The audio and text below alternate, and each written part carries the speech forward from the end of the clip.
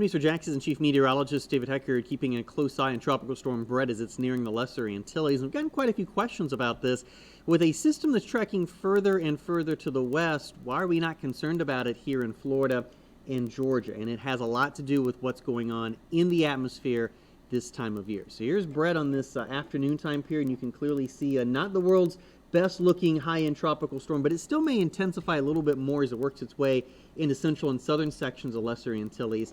Notice the forecast cone stops right here on Saturday. It is anticipated that by the time we get into the Friday-Saturday time period, right like that, these numbers actually may be a little bit generous. There may not be much left of Bret as it continues to track westward. Now, if you remember a couple days ago, there was kind of two key thoughts on this. The system may kind of intensify and move up towards the north, or end up in more of a westerly track. The westerly track is going to win out because Bret never really got organized to a hurricane as quickly as some computer models were forecasting. Here's Florida at the top of your screen. You would think a more westward track would be a little bit more concerning for us.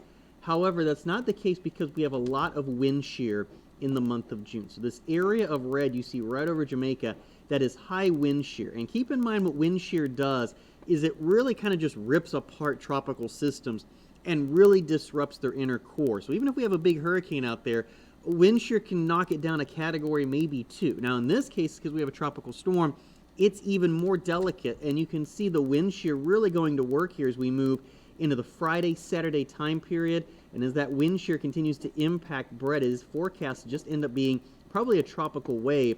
If it were to survive as a tropical wave, it would probably just end up kind of moving in more of a westward direction, just kind of drifting something like this, potentially heading into Central America. But because of the direction it's moving, and we have a bit of a trough that's also over sections of the Gulf of Mexico and Florida, it is not coming anywhere near us. The other area that we're watching, 93L, very good chance that becomes a tropical depression. All of the computer models at this point taking it out to sea. So while that westerly track is a little bit concerning, if you remember, Ian did something very similar in the Caribbean. It's just too early this time of year to be super concerned about systems like this. And the worst case scenario is it remains a tropical wave and impacts portions of Central America.